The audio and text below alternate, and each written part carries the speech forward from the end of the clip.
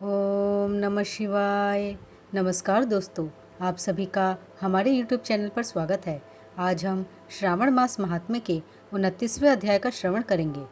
श्रावण मास में किए जाने वाले व्रतों का काल निर्णय। श्रावण मास महात्म्य 29वां अध्याय। ईश्वर बोले, हे सनत कुमार, अब मैं पूर्व में कहे गए व्रत कर्मों के समय के विषय में बताऊंगा। हे महामुने, किस समय कौन सा कृत्य करना चाहिए उसे सुनिए। श्रावण मास में कौन सी तिथि किस विहित काल में ग्रहण के योग्य होती है और उस तिथि में पूजा, जागरण आदि से संबंधित मुख्य समय क्या है, उन व्रतों के वर्णन के समय कुछ व्रतों का समय तो पूर्व के अध्याय में बता दिया गया है। नक्त व्रत का समय ही विशेष रूप से उन व्रतों का तथा कर्मों में उचित बताया गया है। दिन में उपवास करें तथा रात्रि में भोजन करें, यही प्रधान नियम है। सभी व्रतों का उद्यापन उन व्रतों की तिथियों में ही होना चाहिए। यदि किसी कारण से उन तिथि में उद्यापन असंभव हो तो पंचांग शुद्ध दिन में एक दिन पूर्व अधिवासन करके और दूसरे दिन आदर पूर्वक होम आदि कृत्यों को करें। धारण पारण व्रत में तिथि का घटना व बढ़ना कारण नहीं है। श्रावण मास के शुक्ल पक्ष की प्रतिपदा तिथि में संकल्प करके उपवास करें, पुनः दूसरे दिन पारण करें, इसके बाद दूसरे दिन उपवास करें, इसी क्रम से करते रहें। व्रती को चाहिए कि वह पारण में हविष्यान्न, मूंग, चावल आदि ग्रहण करें। एकादशी तिथि में पारण का दिन हो जाने पर 3 दिन निरंतर उपवास करें। रविवार व्रत में पूजा का समय प्रातः काल ही होना चाहिए। सोमवार के व्रत में पूजा का प्रधान समय सायंकाल कहा गया है। मंगल, बुध तथा गुरु के व्रत में पूजन के लिए मुख्य समय प्रातः काल है। शुक्रवार के व्रत में पूजन उषा काल से लेकर सूर्योदय के पूर्व तक हो जाना चाहिए तथा रात्रि में जागरण करना चाहिए। शनिवार के दिन व्रत में नरसिंह का पूजन सायकाल में करें। शनि के व्रत में शनि के दान के लिए मध्याह्न मुख्य समय कहा गया है। हनुमान जी के पूजन का समय मध्याह्न है। अश्वत्थ का पूजन प्रातःकाल करना चाहिए।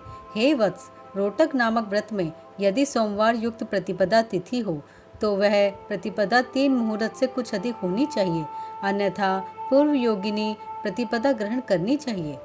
औदुंबरी द्वितीया सायंकाल व्यापिनी मानी गई है। यदि दोनों तिथियों में पूर्व वेद हो तो तृतीया संयुक्त द्वितीया ग्रहण करनी चाहिए। स्वर्ण गौरी नामक व्रत की तृतीया तिथि चतुर्थी युक्त होनी चाहिए। गणपति व्रत के लिए तृतीया विध चतुर्थी तिथि प्रशस्त होती है। नागों के पूजन में षष्ठी युक्त पंचमी प्रशस्त होती है। सुपोदन व्रत में सायंकाल सप्तमी युक्त षष्ठी श्रेष्ठ होती है। शीतला के व्रत में मध्याह्न व्यापिनी सप्तमी ग्रहण करनी चाहिए। देवी के पवित्रारोपण व्रत में रात्रि व्यापिनी अष्टमी तिथि ग्रहण करनी चाहिए। नक्त व्यापिनी कुमारी नवमी प्रशस्त मानी जाती है। इसी प्रकार आशा नामक जो दशमी तिथि है वह भी नक्त व्यापिनी होनी चाहिए। विद्ध एकादशी का त्याग करना चाहिए। हे मुने, उसमें वेद के विषय में सुनिए। एकादशी व्रत के लिए अरुणोदय में दशमी का वेद वैष्णवों के लिए तथा सूर्योदय में दशमी का वेद स्मार्तों के लिए निंद्य होता है। रात्रि के अंतिम प्रहर का आधा भाग अरुणोदय का होता है। इसी रीति से जो द्वादशी हो वह पवित्रारोपण में ग्राह्य है।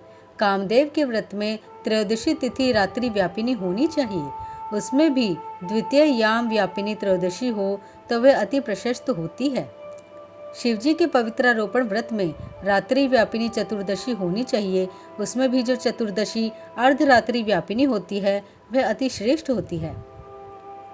उपाकर्म तथा उत्सर्जन कृत्य के लिए पूर्णिमा तिथि अथवा श्रवण नक्षत्र होने चाहिए।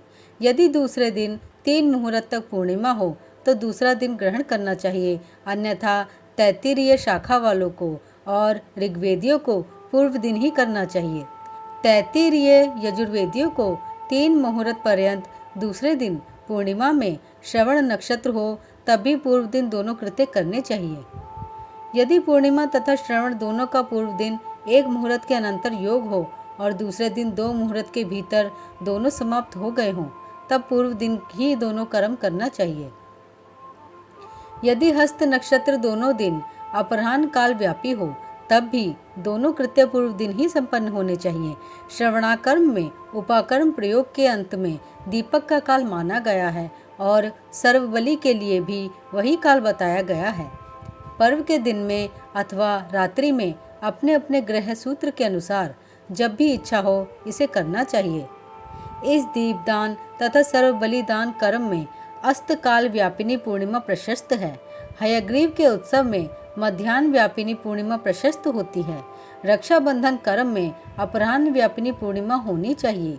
इसी प्रकार संकष्ट चतुर्थी चंद्रोदय व्यापिनी ग्राह्य होनी चाहिए। यदि चंद्रोदय व्यापिनी चतुर्थी दोनों दिनों में हो अथवा दोनों दिनों में ना हो तो भी चतुर्थी व्रत पूर्व दिन में करना चाहिए, क्योंकि तृतीया में चतुर्थी महान पुण्य फल देने वाली होती है। अतः हे वत्स, व्रतियों को चाहिए कि गणेश जी को प्रसन्न करने वाले इस व्रत को करें। गणेश चतुर्थी, गौरी चतुर्थी और बहुला चतुर्थी, इन चतुर्थियों के अतिरिक्त अन्य सभी चतुर्थियों के पूजन के लिए पंचमी विद्या कही गई है।